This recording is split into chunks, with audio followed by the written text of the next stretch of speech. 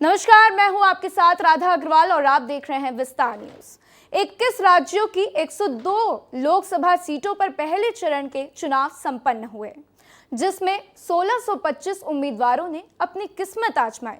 आपको बता दें कि आज सुबह से ही हमारी पूरी टीम विस्तार न्यूज के दर्शकों को पल पल की अपडेट दे रही थी। हमारे रिपोर्टर पोलिंग बूथ से मतदान का पूरा हाल आपको बता रहे थे।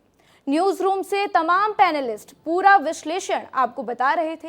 आज चुनाव की पूरी कवरेज हमने पूरे विस्तार से आपको दिखाई और अब चलिए आपको दिखाते हैं दिन भर की चुनावी गतिविधियां एक खास रिपोर्ट में।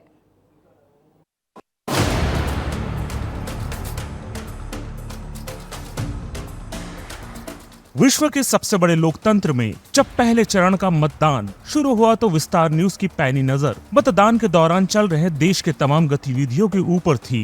हर बड़ी खबरेज आपको दिखेगी विस्तार न्यूज पर। तो देखिए, लोकसभा चुनाव के पहले चरण की वोटिंग शुरू हो चुकी है और छिंदवाड़ा की जनता से भी जब हमने बात की तो कहीं न कहीं एक सॉफ्ट कॉर्नर तो है कमलनाथ के लिए। छिंदवाड़ा सीट वो सीट है जहां पे सबकी नजर है, पूरे देश की नजर है। कड़े सुरक्षा प्रबंधों के बीच जब आज सुबह मतदान शुरू हुआ तो मीडिया जगत की विशेष नजर फ्रंट पार्टियों के दिग्गजों पर बनी हुई थी। इस दौरान जहां प्रधानमंत्री नरेंद्र मोदी ने अमरोहा, दमोह और वर्धा में चुनावी जनसभा को संबोधित किया, तो वहीं कांग्रेस अध्यक्ष मल्लिकार्जुन खड़गे बिहार में सीमांचल की सीटों को साधने किशनगंज और कटिहार पहुँचे थे। मतदान वाले दिन अक्सर पार्टी द्वारा कोशिश की जाती है अपने स्टार प्रचारकों का दौरा उन क्षेत्रों में कराया जाए जो मतदान हो रहे क्षेत्र से सटे होते हैं, ताकि दिग्गजों की चुनावी हुंकार की धमक अप्रत्यक्ष तौर पर मतदान हो रहे क्षेत्रों पर भी पड़े। ऐसा मौका जाने न दें। ग्लोबल लीडर भारत के रूप में आगे बढ़ाने के लिए जो कार्य हुआ है उन सबके प्रति कृतज्ञता ज्ञापित करने का महापर्व है लोकतंत्र का ये पर्व। 14 का रिकॉर्ड टूटेगा, 19 का रिकॉर्ड टूटेगा और 14 और 19 दोनों रिकॉर्ड तोड़ करके इस बार उत्तर प्रदेश नया इतिहास बनाने वाला है। आपको बता दें, सुबह से चल रहे मतदान केंद्रों पर सिलसिलेवार तरीके से मतदाताओं ने वोट डाला। प्रधानमंत्री नरेंद्र मोदी ने अपने सोशल मीडिया एक्स के जरिए लोगों से मतदान के लिए अपील भी की। राजनीति, खेल, फिल्म समेत कई वर्गों के दिग्गजों ने बढ़ चढ़कर मतदान किया। सुपरस्टार रजनीकांत, संघ प्रमुख मोहन भागवत, बाबा रामदेव, मध्य प्रदेश के पूर्व मुख्यमंत्री कमलनाथ सहित कई दिग्गज मतदान केंद्र पर वोट डालते हुए नजर आए। जम्मू कश्मीर, त्रिपुरा, अंडमान निकोबार द्वीप समूह, लक्षद्वीप समेत तमाम राज्य और केंद्र शासित प्रदेश लोकतंत्र के त्योहार के रंग में रंगे नजर आ रहे थे। पहले चरण के मतदान के दौरान कुछ जगहों से हिंसा की भी खबरें सामने आई। मणिपुर, छत्तीसगढ़ और पश्चिम बंगाल में अपराधियों ने माहौल बिगाड़ने की कोशिश की। आपको बता दें, मणिपुर के विष्णुपुर में फायरिंग हुई, जिस पर प्रशासन ने शांतिपूर्ण चुनाव को लेकर सख्ती दिखाई। इम्फाल में तो मेते ग्रुप, अरमबाई टेंगोल ने तो पुलिस स्टेशन पर भी कब्जा कर लिया। वहीं बीजापुर में चुनाव ड्यूटी के दौरान IIT ब्लास्ट ने प्रशासन के कान खड़े कर दिए। इस हमले में CRPF के सहायक कमांडेंट के घायल होने की भी खबर सामने आई थी, जिसके बाद में मौत हो गई। हाल ही में होने वाले चुनाव में पश्चिम बंगाल में हिंसा की खबरें आम हो गई। कुछ बिहार से बीजेपी और TMC समर्थकों के बीच हिंसा की खबरें सामने आई, जहां आरोप है कि कार्यकर्ताओं द्वारा मतदाताओं को पोलिंग बूथ पर जाने से रोका गया। पश्चिम बंगाल के ही मतभंगा से एक मतदान केंद्र के शौचालय से CRPF जवान की लाश मिलने का मामला भी संज्ञान में आया है।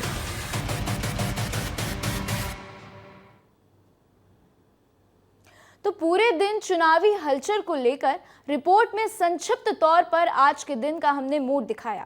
कहां हिंसा हुई, कहां दिग्गजों द्वारा पोलिंग बूथ पर मतदान जैसी सारी गतिविधियां एक छोटे से रिपोर्ट में समाहित थीं। इन सबके बीच पहले चरण के चुनाव को लेकर जिसकी सबसे ज्यादा चर्चा रही वो थी चुनाव की हॉट सीटें। नागपुर में नितिन गडकरी से लेकर बस्तर में कवासी लखमा जैसे तमाम दिग्गजों का दाव, अब उसका फैसला 4 जून को होना है। अब ऐसे में आज संपन्न हुए चुनाव को लेकर आपको VIP सीटों पर आधारित एक रिपोर्ट दिखाते हैं।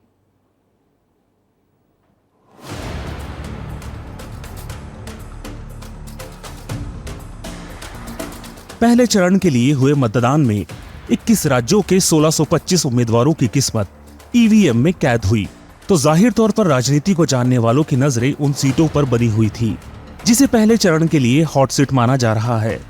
कहीं उम्मीदवारों के बीच कड़े मुकाबले तो कहीं लोकसभा सीटों पर बड़े चेहरों ने इन सीटों को खास बना दिया है। राजस्थान की बीकानेर सीट बीजेपी की ओर से संस्कृति राज्य मंत्री अर्जुन राम मेघवाल के चुनावी मैदान में उतरने से खास रहा, जहां उनकी सीधी टक्कर कांग्रेस प्रत्याशी गोविंद राम मेघवाल से मानी जा रही है। अलवर सीट पर केंद्रीय मंत्री भूपेंद्र यादव बीजेपी की तरफ से ताल ठोक रहे थे, तो वहीं कांग्रेस ने इस सीट पर ललित यादव को अपना उम्मीदवार बनाया हुआ था। आपको बता दें, ललित मुंडावर से विधायक रहे हैं, जिसे चुनाव में उतारकर कांग्रेस ने युवाओं को मौका देने का साफ संकेत दिया था। बिहार की बात करें तो पूर्व मुख्यमंत्री जीतन राम मांझी ने हिंदुस्तानी आवाम मोर्चा की टिकट पर लोकसभा चुनाव में हुंकार भर गया लोकसभा सीट को खास बना दिया। इस सीट से जीतन राम मांझी की सीधी टक्कर बिहार सरकार में रहे मंत्री कुमार सर्वजीत से मानी जा रही है। आपको बता दें, कुमार सर्वजीत ने आरजेडी के टिकट पर चुनाव लड़ा। वो इस क्षेत्र के लोकल बॉय है, जबकि जीतन राम मांझी का इस सीट के मतदाता सूची में नाम नहीं है। बिहार का नवादा सीट हर बार की भांति इस बार भी गरमाया रहा। यहाँ बीजेपी ने राज्यसभा सांसद विवेक ठाकुर को रण में उतारा था, तो वहीं श्रवण कुमार राष्ट्रीय जनता दल की तरफ से चुनावी मैदान में ताल ठोक रहे थे। केंद्रीय मंत्री और जम्मू कश्मीर बीजेपी में अच्छी पैठ रखने वाले दिग्गज नेता जितेंद्र सिंह ने उधमपुर सीट से चुनावी बिगुल फूंककर सीट को काफी खास बना दिया। आपको बता दें, जितेंद्र सिंह ने इस सीट पर 2014 और 2019 लोकसभा चुनाव में जीत दर्ज की थी। वहीं 2004 और 2009 लोकसभा चुनाव में कांग्रेस की तरफ से जीत हासिल करने वाले चौधरी लाल सिंह पर एक बार फिर कांग्रेस ने भरोसा जताते हुए जितेंद्र सिंह के खिलाफ रण क्षेत्र में उतारा। दो बार इसी लोकसभा क्षेत्र में चुनाव जीत दर्ज करने वाले उम्मीदवारों के आमने सामने आने पर उधमपुर सीट काफी खास बन गई है।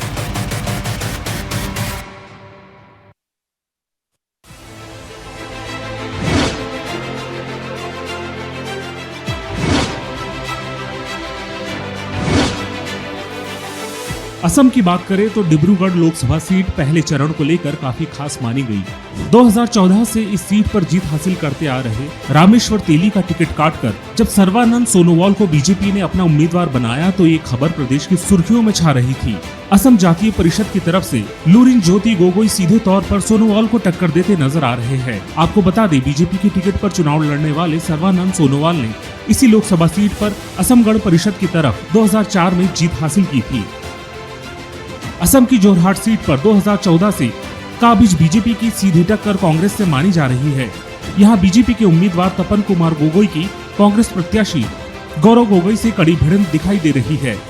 आपको बता दें, कालियाबोर सीट से 2 बार के सांसद रहने वाले गौरव गोगोई जोरहाट के मैदान में पहली बार उतरे तो है, लेकिन इस इलाके के लोगों के लिए वो नया नाम नहीं है। दोनों ही गोगोई उम्मीदवार के आमने सामने आने पर ये सीट पहले चरण की हॉट सीट मानी जा रही है। तमिलनाडु में हिंदुत्व नेता के तौर पर उभरे अन्नामलाई ने बीजेपी की टिकट से पर्चा भर सनसनी मचा दी है। पूर्व आईपीएस ऑफिसर के रिजाइन करने के बाद राजनीति में आने से पूरे देश की निगाहें कोयम्बटूर लोकसभा क्षेत्र के परिणामों पर टिकी हुई है। राजनीति के जानकारों की माने तो अन्नामलाई ने दक्षिण भारत में बीजेपी की नई नींव रखी। राजनीति के जानकारों की माने तो अन्नामलाई ने दक्षिण भारत में बीजेपी की नई नींव तैयार की है। ऐसे में कोयम्बटूर सीट पर नामांकन भरने के बाद उनकी सीधी टक्कर राज्य में सत्ताधारी पार्टी डीएमके की तरफ से हुंकार भरने वाले पी कुमार गणपति से है। मध्य प्रदेश के पूर्व मुख्यमंत्री कमलनाथ का गढ़ माने जाने वाला छिंदवाड़ा सीट इस बार हॉट सीट में काफी शुमार है। ऐसा लगता है मानो बीजेपी ने छिंदवाड़ा सीट को अपनी आन की लड़ाई बना ली हो। आपको बता दें, बीजेपी ने इस सीट पर विवेक बंटी साहू को चुनाव रण में उतारा है, तो वहीं कांग्रेस की तरफ से कमलनाथ के बेटे नकुलनाथ चुनावी रण में है।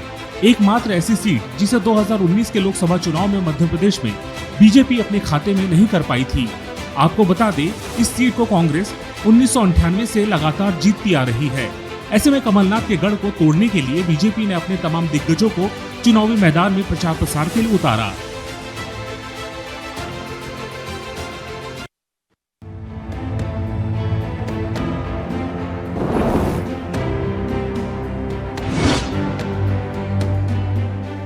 उत्तर प्रदेश का सहारनपुर लोकसभा क्षेत्र काफी गरमाया हुआ है। बीजेपी को इस सीट पर पिछले आम चुनाव में हार का सामना करना पड़ा था। ऐसे में पिछले चुनाव में बसपा के हाथों हार का सामना करने वाले राघव लखनपाल पर बीजेपी ने फिर से भरोसा जताया।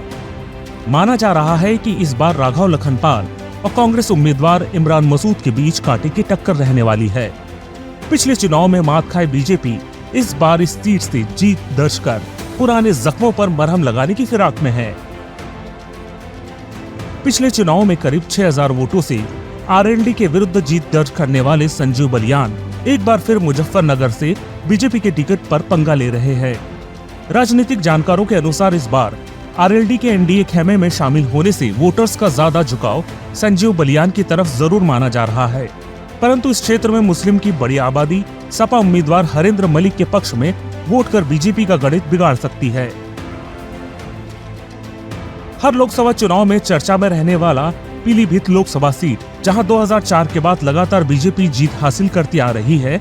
2004 से लेकर 2019 तक इस सीट से 2 बार मेनका गांधी और 2 बार वरुण गांधी सांसद रह चुके हैं।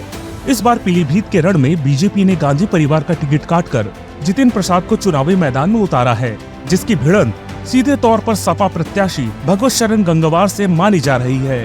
पीलीभीत सीट 2 वजहों से काफी चर्चा में है। पहला, वरुण गांधी का टिकट कटना और दूसरा, गांधी परिवार के गढ़ में गांधी परिवार के कभी बेहद करीबी रहे योगी सरकार में पीडब्ल्यूडी मंत्री जितिन प्रसाद को यहां से बीजेपी का टिकट मिलना। इस सीट की अहमियत इस बात से भी समझी जा सकती है कि प्रधानमंत्री नरेंद्र मोदी को खुद यहां पहली बार रैली करनी पड़ी।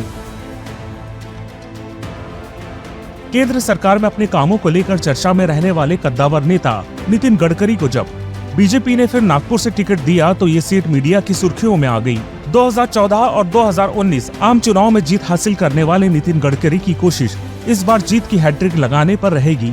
आपको बता दें, कांग्रेस ने नितिन गडकरी के विरोध में इस सीट से विकास ठाकरे को चुनावी मैदान में उतारा। विकास ठाकरे नागपुर पश्चिम विधानसभा सीट से विधायक है। बीजेपी के दिग्गज नेता बिप्लब देव के चुनावी अखाड़े में आने से यह सीट त्रिपुरा पश्चिम हॉट सीट मानी जा रही है। त्रिपुरा के पूर्व मुख्यमंत्री और आरएसएस के प्रचारक रहे बिप्लब देव 2018 में हुए त्रिपुरा विधानसभा चुनाव में भाजपा के जीत के सूत्रधार रहे हैं। बीजेपी ने प्रतिमा भौमिक का इस सीट से टिकट काटकर बिप्लब देव को उम्मीदवार बनाया था। कांग्रेस के बिप्लब देव को टक्कर देने के लिए इस सीट त्रिपुरा प्रदेश कांग्रेस कमेटी के अध्यक्ष आशीष कुमार साहा को चुनावी मैदान में उतारा है। प्रदेश के 2 दिग्गजों के आमने सामने आने पर त्रिपुरा पश्चिम की सीट काफी सुर्खियों में है। तीरथ सिंह रावत का गढ़वाल लोकसभा सीट से टिकट कटना चर्चा का विषय रहा। ऐसे में बीजेपी द्वारा राष्ट्रीय मीडिया प्रभारी अनिल बलोनी को गढ़वाल सीट से बीजेपी का उम्मीदवार घोषित किया गया था। वहीं थलीसैंण विधानसभा क्षेत्र और श्रीनगर विधानसभा क्षेत्र से विधायक रहे गणेश गोदियाल पर कांग्रेस ने अपना दांव चला। देवभूमि यानी कि हरिद्वार 2 बार लगातार इस क्षेत्र से सांसद रहे रमेश पोखरियाल की टिकट जब बीजेपी ने काटी तो प्रदेश की राजनीति में उफान मच गया था। केंद्रीय मंत्री रहे रमेश पोखरियाल की जगह बीजेपी ने त्रिवेंद्र सिंह रावत के नाम का पासा फेंका तो बीजेपी की इस चाल ने कांग्रेस को सकते में डाल दिया। कांग्रेस ने भी इस सीट पर बड़ा दांव चला और उत्तराखंड के पूर्व मुख्यमंत्री हरीश रावत के बेटे वीरेंद्र रावत को टिकट देकर सियासत का मंच गरमा दिया। ऐसे में एक और पूर्व मुख्यमंत्री तो दूसरी ओर पूर्व मुख्यमंत्री के बेटे, चुनावी माहौल में हरिद्वार लोकसभा सीट को गरमाना बनता ही था। छत्तीसगढ़ की बस्तर सीट भी चुनावी प्रचार प्रसार के दौरान खूब सुर्खियां बटोरी। एक तरफ कांग्रेस के दिग्गज नेता कवासी लखमा तो दूसरी ओर बड़े स्तर की राजनीति में पहली बार कदम रखने वाले महेश कश्यप। कवासी लखमा पूरे चुनावी प्रचार प्रसार के दौरान विवादों में घिरे रहे तो वहीं महेश कश्यप के पक्ष में प्रधानमंत्री समेत बीजेपी की कई दिग्गजों ने ताबड़तोड़ सभाएं की। 19 अप्रैल को पहले चरण में एमपी की 6 सीटों पर मतदान हुए तो वहीं छत्तीसगढ़ की 1 सीट पर वोटिंग हुई जिसमें एमपी में कुल 64% वोट पड़े तो वहीं छत्तीसगढ़ की बस्तर सीट में 64% वोट पड़े हैं। तो हमने ऐसे में सोचा कि क्यों ना आपको इन सभी सीटों के वोटर से थोड़ा रूबरू करा देते हैं। तो चलिए बात कर लेते हैं पहले छिंदवाड़ा की। छिंदवाड़ा अकेली ऐसी सीट है जो 2019 के चुनाव में कांग्रेस के खाते में आई थी। कमलनाथ के बेटे नकुलनाथ यहां से एक बार फिर चुनावी मैदान में हैं। बीजेपी ने उनके सामने विवेक बंटी साहू को मैदान में उतारा है। विवेक साहू का ये पहला लोकसभा चुनाव है। हालांकि इससे पहले वो 2 बार कमलनाथ के सामने विधानसभा चुनाव लड़ चुके हैं।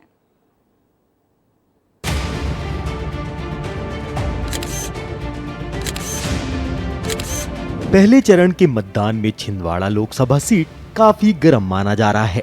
इस सीट से भाजपा प्रत्याशी विवेक बंटी साहू की सीधी टक्कर नकुलनाथ से है। एक ऐसी सीट जिसे भाजपा ने अपने आन की लड़ाई बना ली है। तभी तो बीजेपी के तमाम दिग्गजों की ताबड़तोड़ रैलियां की गईं। पहले चरण के मतदान में आज नकुलनाथ और विवेक बंटी साहू ने वोट कर मतदाताओं से वोटिंग की अपील की। मध्य प्रदेश का एक ऐसा लोकसभा क्षेत्र जहां पूरे तरीके से भारतीय राष्ट्रीय कांग्रेस का दबदबा रहा। 1998 से 2019 तक पूरी तरह अपनी पैठ बनाने वाले कमलनाथ परिवार के गढ़ को ढहाने के लिए बीजेपी के स्टार प्रचारकों ने अपना पूरा दमखम झोंक दिया है। 2019 की लोकसभा चुनाव में छिंदवाड़ा एकमात्र ऐसी सीट जिसे कांग्रेस ने मोदी लहर में भी बचाए रखा। ऐसे में जाहिर तौर पर बीजेपी को कमलनाथ की लोकप्रियता का अंदाजा साफ तौर पर लग गया। अगर ये कहा जाए कि मध्य प्रदेश में छिंदवाड़ा सीट बीजेपी के गले की हड्डी बनी हुई है तो इसमें कोई अतिशयोक्ति नहीं है। अगर छिंदवाड़ा में कुल मतदाताओं की बात करें तो इसकी संख्या 15,12,369 है, जिसमें से 7,71,601 पुरुष मतदाता हैं, तो वहीं 7,40,740 महिला मतदाता हैं। जातिगत समीकरण की बात की जाए तो 2011 की संख्या के अनुसार अनुसूचित जाति के लगभग 1,68,000, अनुसूचित जनजाति के 5,45,000 और मुस्लिम समुदाय के लगभग 71,000 मतदाताओं के नाम सूची में दर्ज हैं। आपको बता दें कि बीजेपी ने अमित शाह, शिवराज सिंह चौहान, मुख्यमंत्री मोहन यादव समेत तमाम बीजेपी के दिग्गजों को इस सीट पर चुनाव प्रचार के लिए मैदान में उतारा था। ऐसे में दिग्गजों के इस क्षेत्र में हुंकार भरने के बाद देखना दिलचस्प हो जाता है कि बीजेपी कमलनाथ के गढ़ को ध्वस्त कर पाती है या नहीं। ब्यूरो रिपोर्ट, विस्तार न्यूज। तो चलिए अब बात कर लेते हैं बालाघाट की। बालाघाट से बीजेपी ने भारती पारधी को टिकट दिया है। वे पहली बार लोकसभा का चुनाव लड़ रही हैं। तो वहीं कांग्रेस ने पूर्व विधायक अशोक सरस्वार के बेटे सम्राट सिंह को मैदान में उतारा है।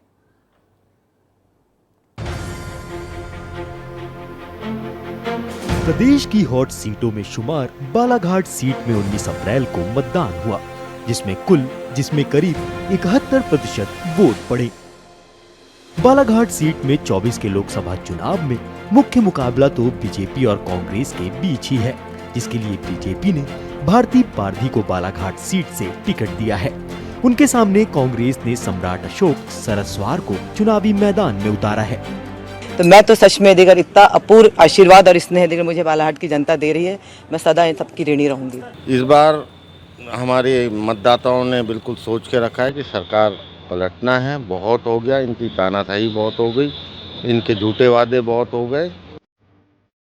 बालाघाट लोकसभा सीट की बात की जाए तो इसमें भी 8 विधानसभाओं को शामिल किया गया है, जिनमें बैहर, लांजी, पारसवाड़ा, बालाघाट, बारासिवनी, कटंगी, बरघाट, सिवनी शामिल है। इस लोकसभा को पूरे बालाघाट जिले और सिवनी जिले के कुछ हिस्सों से मिलाकर बनाया गया है। यहाँ पर 4 सीटों पर कांग्रेस और 4 पर बीजेपी ने अपना कब्जा जमाया हुआ है। बालाघाट सीट के वोटर्स की बात करें तो यहाँ पर कुल वोटर 17,56,715 हैं, जिसमें से 14,89,694 ग्रामीण मतदाता हैं।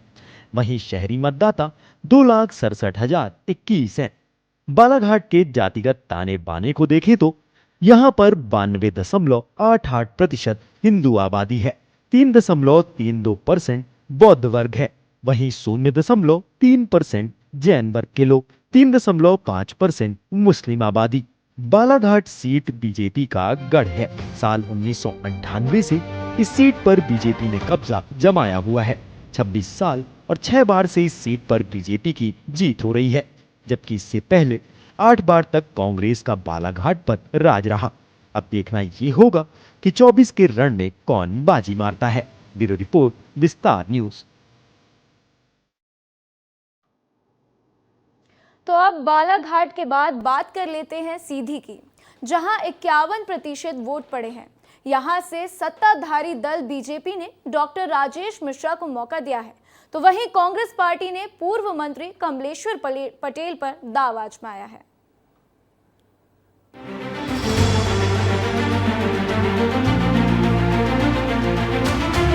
लोकसभा 24 के पहले चरण में सीधी में आम चुनाव हुए, जिसमें लगभग 51% वोट पड़े।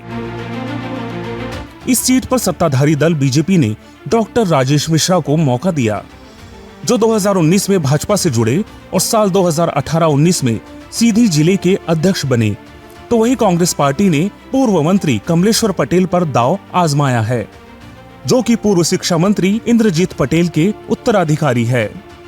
लोकतंत्र के महापर्व में सभी सम्मानित मतदाता साथियों से हमारा विनम्र निवेदन है कि मतदान करने जरूर जाए, क्योंकि एक मत आपका लोकतंत्र की रक्षा के लिए, संविधान बचाने के लिए बहुत महत्वपूर्ण है।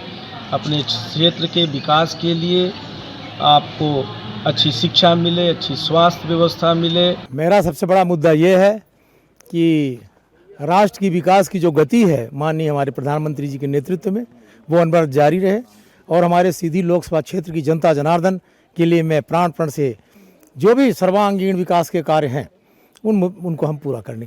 प्रमुख दलों के दोनों ही प्रत्याशियों ने सीधी में अपना परचम लहराने के लिए एड़ी चोटी का जोर लगाया है, लेकिन सत्ता के सिंहासन में मुख्य भूमिका होती है जनता जनार्दन की।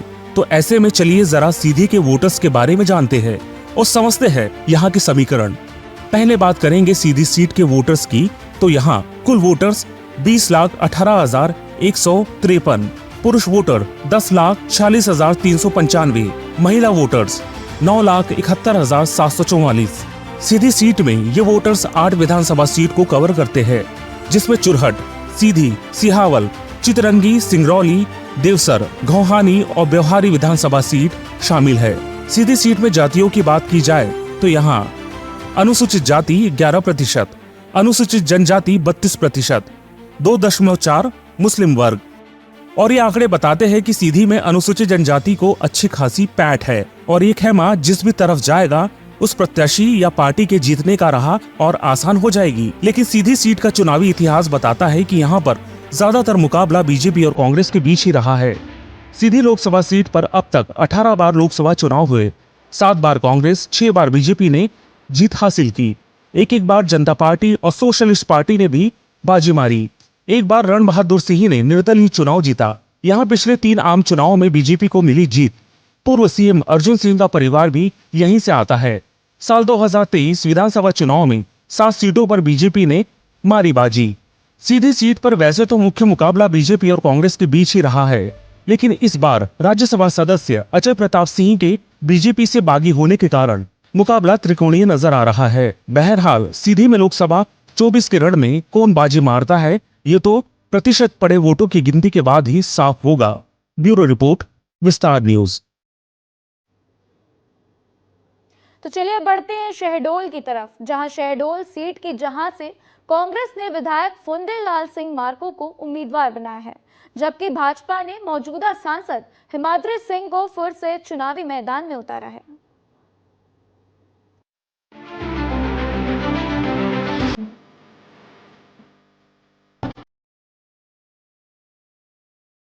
लोकसभा चुनाव 2024 में शहडोल के मतदाताओं ने बढ़ चढ़कर हिस्सा लिया।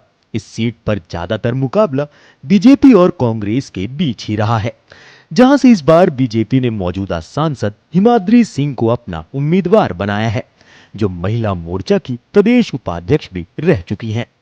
वहीं दूसरी ओर कांग्रेस ने 2 बार के विधायक फुंदेलाल सिंह मार्को को अपना प्रत्याशी बनाया है, जो 2013 और 18 के विधानसभा चुनाव में पुष्पराजगढ़ सीट से जीतकर निर्वाचित हुए। भारत का यह लोकतंत्र का महापर्व है और इसमें सभी आदरणीय मतदाताओं से मैं अपील भी करना चाहता हूं कि आप अपने मताधिकार का प्रयोग करें, ताकि इस देश में एक अच्छा सरकार का गठन आप करने में अपना सहभागी बने। शहडोल सीट पर नजर डालें तो ये एक जनजाति बहुल इलाका है। ये सीट शुरू से ही आरक्षित रही है और इस सीट पर आदिवासी मतदाता किसी भी प्रत्याशी की जीत हार तय करने में महत्वपूर्ण भूमिका निभाते हैं। ऐसे में शहडोल सीट के जातिगत समीकरण को समझते हैं। शहडोल सीट में आदिवासी मतदाता ही निर्णायक हैं। शहडोल की 44.67% आबादी एसटी वर्ग की है, तो वहीं 9.35% आबादी एससी वर्ग की है। शहडोल सीट की ये आंकड़े साफ जाहिर करते हैं कि आदिवासी वोटर जिधर जाएंगे जीत का पलड़ा भी उधर ही भारी होगा। ऐसे में जरा एक नजर यहाँ के वोटर्स पर भी डाल लेते हैं। शहडोल सीट में कुल वोटर्स 15,61,321 है, जिसमें से 8,06,965 पुरुष मतदाता हैं, तो वहीं 7,54,376 महिला मतदाता हैं।